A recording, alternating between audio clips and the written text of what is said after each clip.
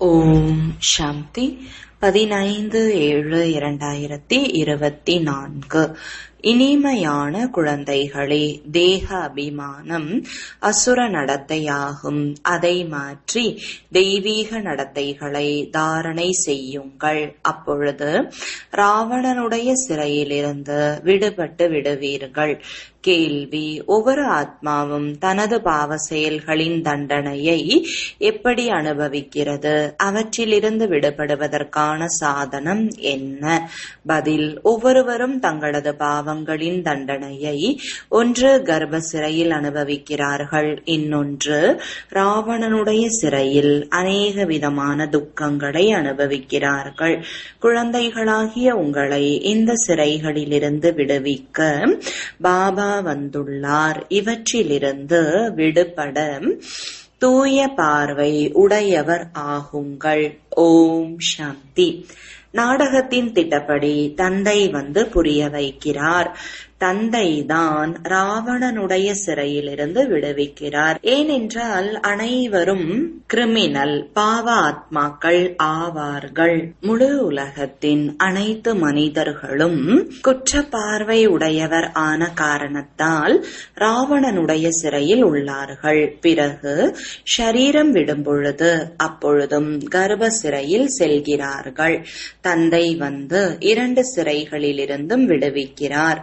பிறகு நீங்கள் அரை கல்பம் ராவணனுடைய சிறையிலும் கர்ப்ப சிறையிலும் செல்ல மாட்டீர்கள். தந்தை மெதுமெதுவாக முயற்சியின் அடிப்படையில் நம்மை ராவணனுடைய சிறை மற்றும் கர்ப்ப சிறையிலிருந்து விடுவித்துக் கொண்டே இருக்கிறார் என்பதை நீங்கள் அறிவீர்கள். நீங்கள் அனைவரும் ராவண ராஜ்யத்தில் குற்றவாளி ஆவீர்கள் என்று தந்தை கூறுகிறார். பிறகு ராமராஜ்யத்தில் அனைவரும் தூய்மையான பார்வை உடையவர்களாக இருப்பார்கள். எந்த ஒரு பூதமும் நுழைவது இல்லை. தேக அகங்காரம் வரும்பொழுதே மற்ற பூதங்கள் நுழைகிறது. இப்பொழுது குழந்தைகளாகிய நீங்கள் முயற்சி செய்து ஆத்ம உணர்வுடையவர் ஆக வேண்டும். இவர்களைப் போல ஆகிவிடும் பொழுது தேவதை என்று அழைக்கப்படுவீர்கள். இப்பொழுதோ நீங்கள் பிராமணர் என்று அழைக்கப்படுகிறீர்கள்.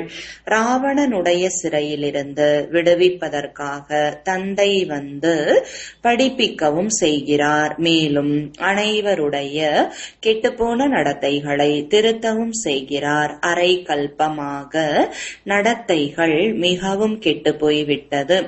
இந்த சமயத்தில் தமோ பிரதானமான செயல்பாடுகள் உள்ளது. தெய்வீக மற்றும் அசுர நடத்தைகளில் உண்மையில் இரவுக்கும் பகலுக்குமான வித்தியாசம் இருக்கிறது. இப்பொழுது முயற்சி செய்து தங்களுடைய செயல்பாடுகளை தெய்வீகமானதாக அமைத்துக் கொள்ள வேண்டும் என்று தந்தை புரிய வைக்கிறார். அப்பொழுதுதான் அசுர நடத்தைகளிலிருந்து விடுபட்டு கொண்டே செல்வீர்கள். அசுர நடத்தைகளில் முதல் நம்பர் தேக அபிமானம். ஆத்ம உணர்வுடையவரின் நடத்தைகள் ஒரு பொழுதும் கெட்டு போவது இல்லை. எல்லாமே நடத்தைகளை பொறுத்து உள்ளது. தேவதைகளின் நடத்தை எப்படி கெட்டு போய் விடுகிறது? அவர்கள் வாம மார்க்கத்தில் செல்லும் பொழுது, அதாவது விகாரி ஆகும் பொழுது நடத்தைகள் கெட்டுவிடுகின்றன. ஜெகநாதர் ஆலயத்தில் வாம மார்க்கத்தின் மோசமான சித்திரங்களை காண்பித்து உள்ளார்கள். இது அநேக வருடங்களின் பழைய ஆலயம் ஆகும். உடைகள் தேவதைகளின் உடையதாக உள்ளது. தேவதைகள் எப்படி வாம மார்க்கத்தில் செல்கிறார்கள் என்று காண்பித்து உள்ளார்கள். முதலில் காம சிதையில் செல்வதுதான் குற்றம். பிறகு நிறம் மாறி மாறி முற்றிலும் கருப்பாக ஆகிவிடுகிறார்கள். முதலில் தங்க யுகத்தில் முழுமையாக வெண்மையாக இருப்பார்கள். பிறகு 2 கலை குறைந்து விடுகிறது. திரேதா யுகத்தை சொர்க்கம் என்று கூற மாட்டார்கள். அது பாதி சொர்க்கமாகும். ராவணன் வந்ததால் தான் உங்கள் மீது துருஏற ஆரம்பித்துள்ளது என்று தந்தை புரிய வைத்துள்ளார். முழு கிரிமினலாக கடைசியில் ஆகிறீர்கள். இப்பொழுது 100% கிரிமினலாக என்று கூறுவார்கள். 100% விகாரமற்றவர்களாக இருந்தீர்கள். பிறகு 100% விகாரி ஆனீர்கள். இப்பொழுது தந்தை கூறுகிறார், உங்களை திருத்திக் கொண்டே செல்லுங்கள். இந்த ராவணனுடைய சிறை மிகவும் பெரியது. அனைவரும் கிரிமினலாக உள்ளார்கள். ஏனென்றால் ராவண ராஜ்யத்தில் உள்ளார்கள்.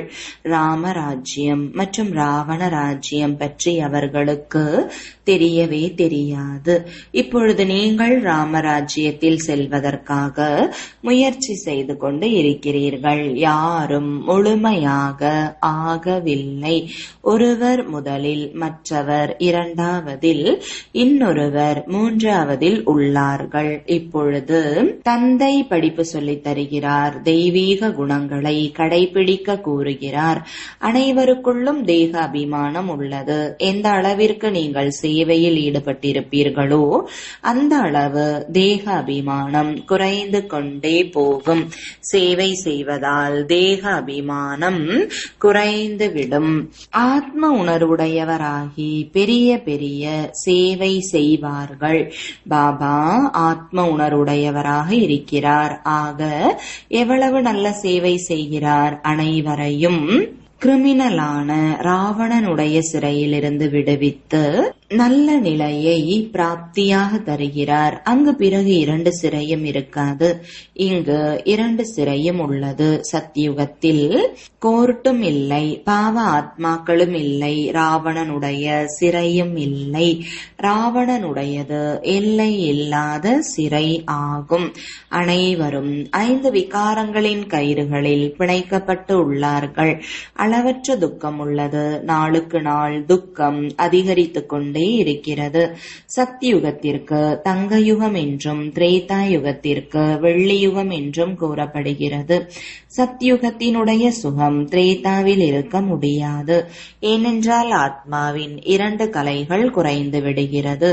ஆத்மாவின் கலை குறைந்து விடும் பொழுது ஷரீரமும் பிறகு அவ்வாறு ஆகிவிடுகிறது.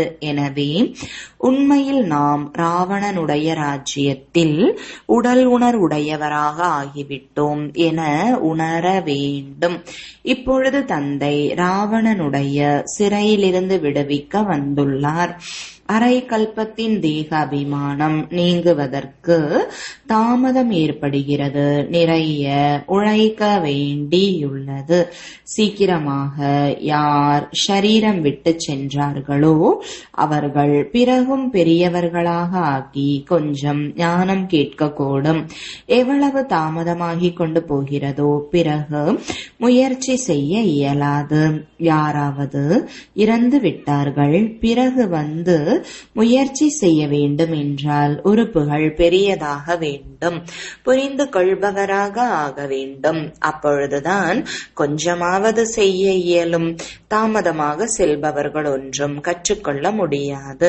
எவ்வளவு கற்றார்களோ அவ்வளவுதான். எனவே இறப்பதற்கு முன்னால் முயற்சி செய்ய வேண்டும். கூடுமானவரை இந்த பக்கம் வருவதற்கு அவசியம் முயற்சி செய்வார்கள்.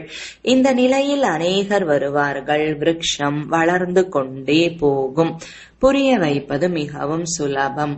மும்பையில் தந்தையின் அறிமுகம் அளிப்பதற்கான வாய்ப்பு நன்றாக உள்ளது. இவர் நம் அனைவரின் தந்தையாவார். தந்தையிடமிருந்து சொர்க்கத்தின் ஆஸ்திதான் வேண்டும். எவ்வளவு சுலபமானது. உள்ளுக்குள் இதயம் பூரிப்படைய வேண்டும். இவர் நமக்கு படிப்பு சொல்லி தருபவர். இது நமது லட்சியம். நாம் முதலில் சத்கதியில் இருந்தோம், பிறகு கீழான நிலைக்கு வந்தோம். இப்பொழுது மீண்டும் கீழான நிலையில் இருந்து சத்கதிக்கு செல்ல வேண்டும். என் ஒருவனை நினைவு செய்தீர்கள் என்றால் உங்களுடைய பல பிறவிகளின் பாவங்கள் அழிந்து போய்விடும் என்று சிவபாபா கூறுகிறார். துவாபர யுகத்திலிருந்து ராவண ராஜ்யம் ஏற்படும் பொழுது 5 விகாரங்கள் என்ற ராவணன் சர்வ வியாபி ஆகிவிடுகிறான் என்பதை குழந்தைகளாகிய நீங்கள் அறிந்துள்ளீர்கள். எங்கு விகாரம் எங்கும் வியாபித்து இருக்கிறதோ அங்கு தந்தை எவ்வாறு எங்கும் வியாபித்திருக்க முடியும்? அனைத்து மனிதர்களும் பாவ ஆத்மாக்கள் ஆவார்கள். தந்தை முன்னால் இருப்பதால் தான் நான் சர்வ வியாபி என்று கூறவே இல்லை என்று கூறுகிறார். தவறாக புரிந்து கொண்டார்கள். தவறாக புரிந்து விகாரத்தில் விழுந்து விழுந்து நிந்தனை செய்து செய்து பாரதத்திற்கு இந்த நிலைமை ஆகிவிட்டது. 5000 வருடங்களுக்கு முன் பாரதம் சொர்க்கமாக இருந்தது. அனைவரும் சதோ பிரதானமாக இருந்தார்கள் என்பதை கிறிஸ்தவர்களும் அறிந்துள்ளார்கள். பாரதவாசிகளோ லட்சக்கணக்கான வருடங்கள் என்று கூறிவிடுகிறார்கள். ஏனென்றால் தமோ பிரதானமான புத்தியுடையவராக ஆகிவிட்டுள்ளார்கள். அவர்கள் பிறகு அவ்வளவு உயர்ந்தவர்களும் ஆகவில்லை, தாழ்ந்தவர்களும் ஆவது இல்லை. அவர்களோ உண்மையில் சொர்க்கமாக இருந்தது என்று புரிந்திருக்கிறார்கள். தந்தை கூறுகிறார், இதை சரியாக கூறுகிறேன். 5000 வருடங்களுக்கு முன்பும் நான் குழந்தைகளாகிய உங்களை ராவணனுடைய சிறையிலிருந்து விடுவிக்க வந்திருந்தேன். இப்பொழுது மீண்டும் விடுவிக்க வந்துள்ளேன். அரை கல்பம் ராமராஜ்யமாகும், அரை கல்பம் ராவண ராஜ்யமாகும். குழந்தைகளுக்கு வாய்ப்பு கிடைக்கிறது என்றால் புரிய வைக்க வேண்டும். பாபா கூட குழந்தைகளாகிய உங்களுக்கு புரிய வைக்கிறார். குழந்தைகளே, இது போல புரிய வையுங்கள். இவ்வளவு அளவற்ற துக்கம் ஏன் ஏற்பட்டுள்ளது? முதலிலோ அளவற்ற சுகம் இருந்தது. லக்ஷ்மி நாராயணருடைய ராஜ்யம் இருக்கும் பொழுது அவர்கள் அனைத்து குணங்களிலும் நிறைந்தவர்களாக இருந்தார்கள். இப்பொழுது இந்த ஞானம் இருப்பதே நரனிலிருந்து நாராயணர் ஆவதற்காக. இது படிப்பு. இதனால் தெய்வீக நடத்தை உள்ளவர்களாக ஆகின்றனர். இந்த சமயம் ராவண ராஜ்யத்தில் அனைவருடைய நடத்தையும் கெட்டு போய் உள்ளது. அனைவருடைய நடத்தைகளை திருத்துபவர் ஒரே ஒரு ராமர். இந்த சமயம் எவ்வளவு தர்மங்கள் உள்ளன, மனிதர்கள் எவ்வளவு அதிகமாகிக் கொண்டிருக்கின்றனர். இப்படியே அதிகரித்துக் கொண்டே இருந்தால் உணவு எங்கிருந்து கிடைக்கும்? சத்யுகத்தில் இப்பேற்பட்ட விஷயங்கள் இருக்காது. அங்கு துக்கத்தின் எந்த ஒரு விஷயமும் இருக்காது. இந்த கலியுகம் துக்கதாமம். அனைவரும் விகாரி ஆவார்கள். அது சுகதாமம். அனைவரும் முழுமையான விகாரமற்றவர்கள். அடிக்கடி அவர்களுக்கு இதை புரிய வைக்க வேண்டும். அப்பொழுதுதான் சிறிதாவது புரிந்து கொள்வார்கள். நான் பதீத பாவனன் ஆவேன் என்று தந்தை கூறுகிறார். என்னை நினைவு செய்தால் உங்களுடைய பல பிறவிகளின் பாவங்கள் அழிந்து போய்விடும். இப்பொழுது தந்தை எப்படி கூறுவார்? அவசியம் ஷரீரத்தை தாரணை செய்து பேசுவார் அல்லவா? பதீத பாவனர் அனைவருக்கும் சத்கதி அளிக்கும் வள்ளல் ஒரு தந்தை ஆவார். அவசியம் அவர் ஏதாவது ரதத்தில் வந்திருக்க கூடும். நான் எந்த ரதத்தில் வருகிறேன் என்றால் அவருக்கே தனது பிறவிகளை பற்றி தெரியாது என்று தந்தை கூறுகிறார். இது 84 பிறவிகளின் விளையாட்டு என்று தந்தை புரிய வைக்கிறார். யார் முதலில் வந்திருப்பார்களோ அவர்கள்தான் வருவார்கள். அவர்களுக்கு தான் அதிகமான பிறவிகள் இருக்கும். பிறகு குறைந்து கொண்டே போகும். அனைவரையும் விட முதலில் தேவதைகள் வந்தார்கள். பாபா குழந்தைகளுக்கு சொற்பொழிவாற்ற கற்பிக்கிறார். இப்படி புரிய வைக்க வேண்டும். நல்ல முறையில் நினைவில் இருந்தீர்கள் என்றால், தேக அபிமானம் இல்லை என்றால் நன்றாக சொற்பொழிவாற்றுவீர்கள். சிவபாபா ஆத்ம அபிமானி ஆவார் அல்லவா? குழந்தைகளே, தேகி அபிமானி ஆகுக என்று கூறிக்கொண்டே இருக்கிறார். எந்த ஒரு விகாரமும் இருக்கக்கூடாது. உள்ளுக்குள் எந்த ஒரு அவகுணமும் இருக்கக்கூடாது. நீங்கள் யாருக்கும் துக்கம் கொடுக்க கூடாது. யாரையும் நிந்திக்க கூடாது. குழந்தைகளாகிய நீங்கள் ஒரு பொழுதும் காதால் கேள்விப்படும் விஷயங்கள் மீது நம்பிக்கை கொள்ளக்கூடாது. இவர்கள் இவ்வாறு கூறுகிறார்கள். இது உண்மையா என்று தந்தையிடம் கேளுங்கள். பாபா கூறிவிடுவார். இல்லாவிட்டால் அநேகர் பொய்யான விஷயங்களை உருவாக்குவதில் தாமதிப்பதே இல்லை. குறிப்பிட்ட இவர் உங்களை பற்றி இப்படி கூறினார் என்று கூறி அவர்களையே நாசமாக்கி விடுவார்கள். இது போல அதிகமாக நடக்கிறது என்பதை பாபா அறிவார். தப்பும் தவறுமான விஷயங்களை கூறி மனதை கெடுத்து விடுவார்கள். எனவே ஒரு பொழுதும் பொய்யான விஷயங்களை கேட்டு உள்ளுக்குள் எரிந்து கொண்டு இருக்கக்கூடாது. கேளுங்கள், குறிப்பிட்ட இன்னார் என்னை பற்றி இவ்வாறு கூறியுள்ளாரா? உள்ளுக்குள் தூய்மை இருக்க வேண்டும். ஒரு சில குழந்தைகள் கேள்விப்பட்ட விஷயங்கள் காரணமாகவும் தங்களுக்குள் பகைமையை ஏற்படுத்திக் கொள்கிறார்கள். தந்தை கிடைத்திருக்கிறார் என்றால் தந்தையிடம் கேட்க வேண்டும் அல்லவா? பிரம்மா பாபா மீதும் அநேகருக்கு நம்பிக்கை இருப்பது இல்லை. சிவ பாபாவையும் மறந்து விடுகிறார்கள். தந்தை அனைவரையும் உயர்ந்தவர்களாக ஆக்க வந்துள்ளார். அன்புடன் உயர்த்தி கொண்டே இருக்கிறார். ஈஸ்வரிய வழி பெற வேண்டும். நம்பிக்கை இல்லை என்றால் கேட்கவே மாட்டார்கள். பிறகு பதிலும் கிடைக்காது. தந்தை என்ன புரிய வைக்கிறாரோ அதை தாரணை செய்ய வேண்டும். குழந்தைகளாகிய நீங்கள் ஸ்ரீமத் படி உலகத்தில் அமைதியை உருவாக்குவதற்கு நிமித்தமாக ஆகியுள்ளீர்கள். ஒரு தந்தையை தவிர வேறு யாருடைய வழியும் உயர்ந்ததிலும் உயர்ந்ததாக இருக்க முடியாது. உயர்ந்ததிலும் உயர்ந்த வழியே இறைவனுடையது. அதன் மூலம் பதவி கூட எவ்வளவு உயர்ந்ததாக கிடைக்கிறது. தனக்கு நன்மை செய்து கொண்டு உயர்ந்த பதவியை அடையுங்கள், மகாரதி ஆகுங்கள் என்று தந்தை கூறுகிறார். படிக்கவே இல்லை என்றால் என்ன பதவி அடைவீர்கள்? இது கல்பத்திற்கான விஷயம். சத்தியுகத்தில் வேலைக்காரன் வேலைக்காரிகள் கூட வரிசைப்படியாக இருப்பார்கள். தந்தையோ உயர்ந்தவராக ஆக்க வந்துள்ளார். ஆனால் படிக்கவே இல்லை என்றால் என்ன பதவியை அடைவார்கள்? பிரஜைகளில் கூட உயர்ந்த தாழ்ந்த பதவி இருக்கும் அல்லவா? இதை புத்தி மூலம் உணர வேண்டும். மனிதர்களுக்கு நாம் எங்கு போகிறோம் என்பதே தெரியாது. மேலே செல்கிறோமா இல்லை கீழே இறங்கிக் கொண்டே இருக்கிறோமா? தந்தை வந்து குழந்தைகளாகிய உங்களுக்கு புரிய வைக்கிறார். நீங்கள் தங்க யுகம் வெள்ளி யுகத்தில் இருந்து இப்பொழுது இங்கே இரும்பு யுகத்தில் வந்துவிட்டீர்கள். இந்த சமயத்தில் மனிதர்களை சாப்பிட்டு விடுகிறார்கள்.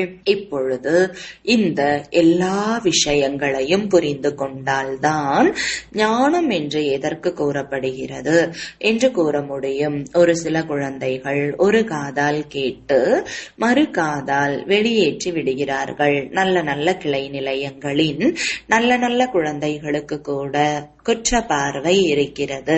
லாபம் நஷ்டம் கௌரவம் பற்றி பொருட்படுத்துகிறார்களா என்ன? முக்கியமான விஷயமே குற்ற பார்வையினுடையது.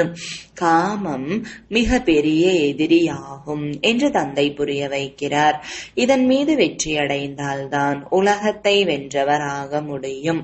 தேவதைகள் முழுமையான விகாரமற்றவர்கள் ஆவார்கள் அல்லவா? போக போக புரிந்து கொள்வார்கள். ஸ்தாபனை ஆகியே தீரும். நல்லது, இனிமையிலும் இனிமையான காணாமல் போய் கண்டெடுக்கப்பட்ட செல்லமான குழந்தைகளுக்கு தாயும் தந்தையுமாகிய பாப்தாதாவின் அன்பு நினைவுகள் மற்றும் காலை வணக்கங்கள். ஆன்மீக தந்தைக்கு ஆன்மீக குழந்தைகளின் அன்பு நினைவுகளும் வணக்கங்களும். தாரணைக்கான முக்கிய சாரம். முதலாவது, ஒரு பொழுதும் காதால் கேள்விப்படும் விஷயங்கள் மீது நம்பிக்கை கொண்டு உங்களது நிலையை கெடுத்துக் கொள்ளக்கூடாது.